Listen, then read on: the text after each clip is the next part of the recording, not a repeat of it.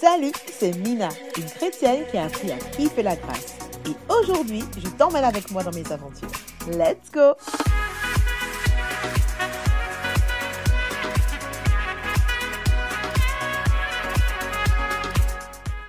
Ça se passe en France métropolitaine. Je tairai la région pour que je ne m'attire pas les foudres. Visualise. Je me trouve dans une église assez feutrée, moquette pour atténuer le son, ensemble violon, piano, flûte traversière, interprétation des chants du J'aime l'Éternel, la base pour ceux de mon époque, en mode grand concert lyrique. Et dans cette église se côtoient des étudiants, des personnes modestes et des personnes très très fortunées. Différentes ethnies, mais pourtant un ADN partagé. Ici, pas de souk, zouk. Ici, c'est lisse, soigné, pas un mot plus haut que l'autre. Même les Américains de passage d'ordinaire si exubérants font ici profil bas. Tout se déroule toujours sans accroc. On se lève pour chanter d'une voix douce. Après les interventions, on n'entend même pas un amen d'approbation.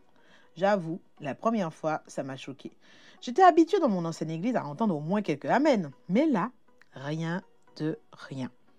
Bon, j'ai fini par m'habituer avec le temps.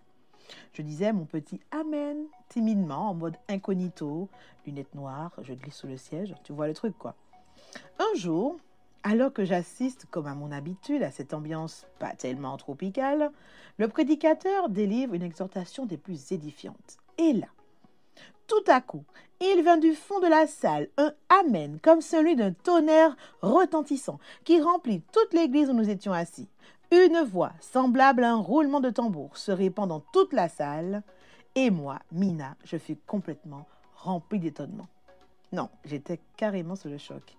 Attends, qu'est-ce qui vient de se passer là? Quelqu'un a dit amen? Non, un gros amen en plus? Un giga amen? Non mais attends, j'ai été transportée dans une faille spatio-temporelle, non? Ah non, les corps qui se remuent, les mines de dérangement des uns et des autres me font voir que je suis toujours bien au même endroit. Et me voyant si perturbée, quelqu'un de me dire « c'est X ». Bon, allez, on va appeler la personne Logan, on va pas donner son nom. Quand Logan est là, ça s'entend. En plus, avec sa voix de basse, ça résonne bien. Il choque, mais il s'en moque. Logan a continué pendant tout le service avec ses explosions d'amen. Il a fait éclater sa voix forte pendant les chants. On est carrément passé de l'hiver à l'été. Après le service, plusieurs m'ont dit « on aimerait bien être comme Logan. Il est libre. » Libre? Et nous alors? Que ce soit eux ou moi, nous étions retenus par des chaînes, comme des esclaves. Dans mon cas, ces chaînes, je les avais mises moi-même. J'avais choisi de les prendre de la main des autres et de me les mettre en m'interdisant de vivre totalement le moment du culte. Une esclave de la pensée des autres. Les admirateurs de Logan, eux, se sont peu à peu laissés ligoter par les autres bien-pensants de l'Église, des esclaves du conformisme religieux. Quant aux ligoteurs, ils n'étaient pas mieux lotis. Ils étaient eux-mêmes tenus par des chaînes de « on a toujours fait comme ça, un point, un trait ». Quelle tristesse! Une bande d'esclaves qui se croient tous libres. Mais c'est quoi être libre, tu me diras? Eh bien, l'épisode Covid nous a tous fait un peu réfléchir à ce principe. On se croyait tous libres d'aller, venir comme bon nous semblait, et même d'aller travailler sans avoir à montrer un laissez-passer. Eh bien, en moins de temps qu'il a fallu au virus pour arriver jusqu'à nous, le monde a été cadenassé. Plus possible d'aller voir sa famille, de voyager, et pire, dans la même maison, ils sont allés jusqu'à nous dire de ne plus nous retrouver dans la même pièce. Si seulement ça s'était arrêté là. Non, ils ont aussi posé le cadenas sur la façon de penser. Gare à ceux qui se dressaient contre la pensée unique du moment. On les mettait au cachot médiatique. Alors, quand toutes ces restrictions se sont levées, tout le monde a voulu profiter à fond de sa liberté. Les restos ont explosé leurs chiffres, les compagnies aériennes ont eu le tournis, les discothèques ont fait le plein, ça gouillait de partout, les gens dansaient, sautaient, s'amusaient. C'était comme s'il fallait en profiter à fond, au cas où. Au cas où quoi? Au cas où ça recommence, qu'on nous enferme à nouveau comme des poules en cage. Ah bon, c'est ça être libre, faire ce que je veux, quand je veux. Ça me rappelle l'histoire de la fameuse chèvre de M. Seguin. Alors, on va la faire courte ici quand même. M. Seguin, il a une chèvre, Blanchette, qui va finir par se lasser de ce jardin. Elle en a marre. Elle trouve le jardin trop petit. Et puis, elle a envie d'aller dans la montagne, de gambader, de vivre sa vraie liberté, quoi. Et Monsieur Seguin qui l'empêche, quoi. Il tente de la protéger, il va l'enfermer, mais elle va finir par s'enfuir. Effectivement, Blanchette, elle vit sa plus belle vie. Comme nous dit l'histoire, c'était la fête. La nature l'a reçue comme une petite reine. Les arbres se baissaient jusqu'à terre pour la caresser du bout de leurs branches. Tout sentait si bon. Blanchette goûtait à tout. Elle sautait partout, elle roulait les pattes en l'air et glissait le long des pentes. Elle a même jeté un petit coup d'œil sur son ancien jardin avec mépris. Elle trouve, oh là là, qu'est-ce que c'est minuscule tout ça, avec la liberté que lui offre la montagne. Et pourtant, cette journée de liberté va mal se finir. Une soirée de bataille entre elle et le loup. Et bien entendu, elle ne sortira pas vainqueur.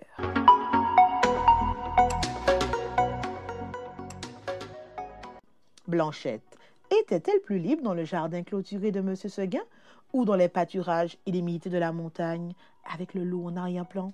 Allez, vous avez 2 heures. C'est une question ardue, philosophique même. Mais ici, on ne fait pas de philo. Ici, c'est biblique. Et tout comme la grâce, disons-le franchement, qui est un concept limite injuste, ben oui, le méchant qui a une possibilité de s'en sortir, tranquillou, il bénéficie de la grâce, et on est d'accord, c'est pas tellement juste ça, surtout pour la victime, ok? Alors tu imagines bien que la liberté selon Dieu a encore bien des surprises à nous révéler. Dans Jean 8, verset 36, Jésus dit, « Si donc le Fils, lui donc, vous libère, vous serez vraiment libre. » Il utilise le mot grec « ontos » qui a été traduit par « vraiment ». L'idée est de faire une vraie opposition entre ce qui est prétendu et ce qui est réel. Vous serez vraiment libre. Jésus dit donc, la liberté que moi je donne n'est pas une prétendue liberté. Un peu comme la liberté de Blanchette dans la montagne, qui l'a menée à la mort. Non. Moi, j'offre une vraie liberté qui mène à une vie sans fin. Alors oui, comme le jardin de M. Seguin, cette liberté a des barrières. 1 Corinthiens 10, verset 23 nous rappelle que oui, tout m'est permis, mais tout n'est pas bon pour nous. Tout est permis, mais tout n'aide pas à grandir dans la foi. Il y a donc une notion de choses que je peux faire et d'autres qu'il vaudrait mieux éviter.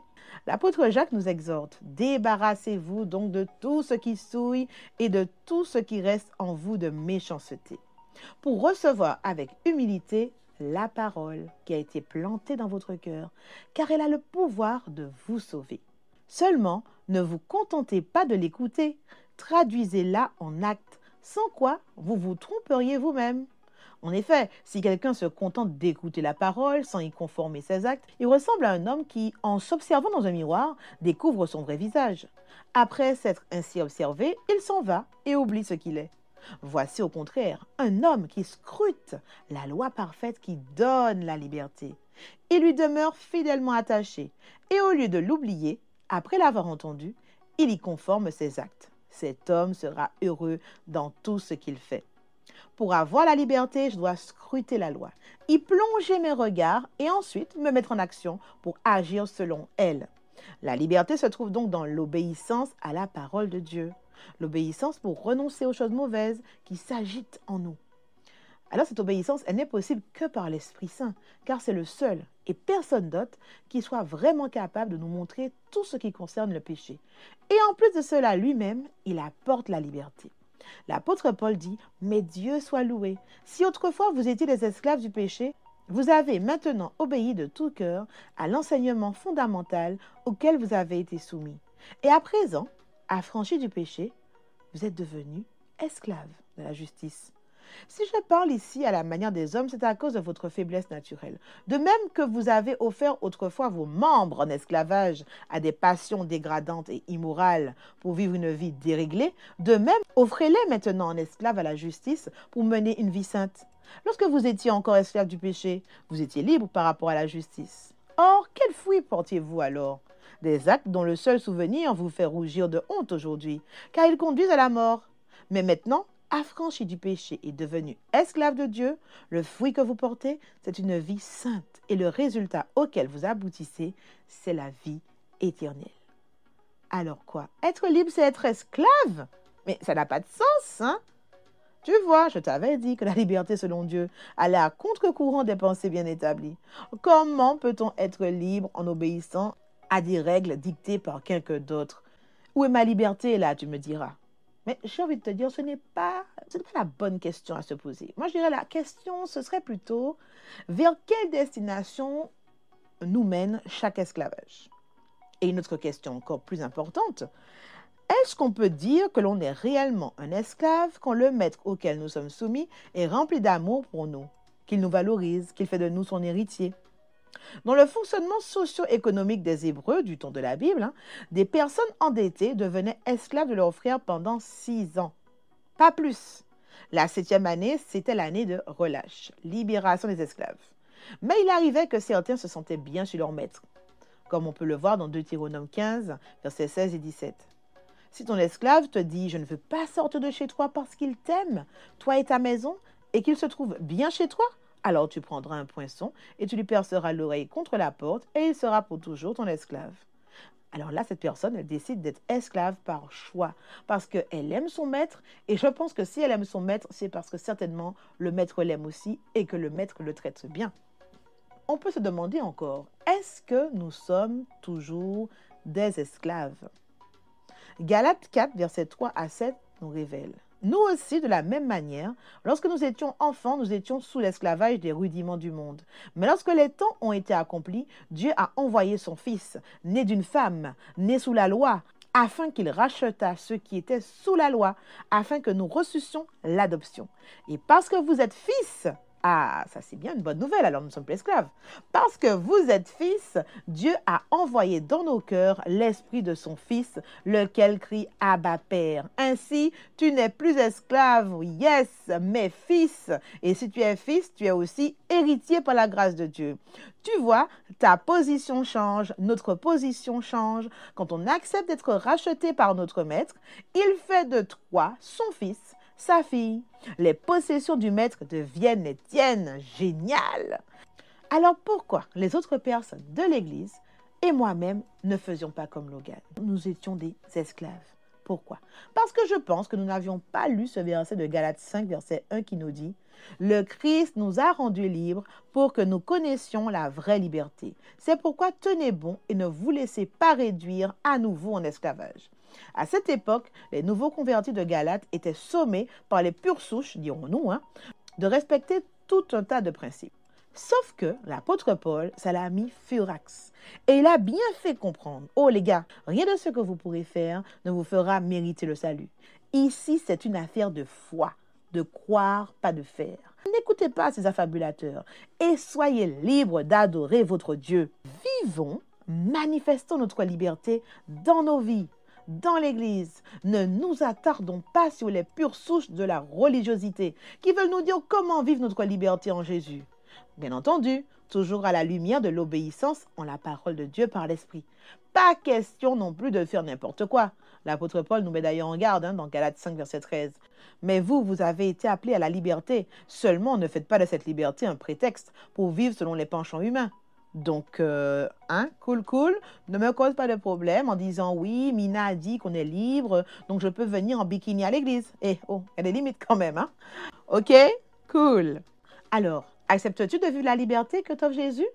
Ou peut-être si tu es dans l'autre camp, le camp des empêcheurs de liberté, est-ce que tu acceptes de laisser les autres vivre leur liberté? Et toi aussi d'ailleurs, de la vivre. Faisons monter ensemble cette prière. Seigneur, je veux aujourd'hui te laisser renverser mes pensées, ma façon de vivre ma foi, mes conceptions de ta personne, car tu es un bon maître. Il y a beaucoup de joie à te servir. Seigneur, je veux dire stop à ce qu'on m'a dit de toi. Je veux m'asseoir à tes pieds pour que tu m'enseignes la vraie liberté. Je ne laisserai plus personne, ni moi-même, m'envelopper de chaînes d'esclavage. Et Seigneur, si c'est moi qui bride les autres, le moment est venu pour moi de lâcher la corde et te laisser casser ces chaînes pour que je laisse les autres s'envoler vers leur vraie liberté et moi aussi de m'envoler vers la vraie liberté. Amen. Cher ami, lâche-toi pour ton Dieu, vis ta liberté, il a enfoui tes fautes, libre tu es à l'intérieur, vis-le à l'extérieur. Il est temps de kiffer ta grâce. C'était Mina pour te servir et on se retrouve très vite pour un prochain épisode de Kiffer ta grâce.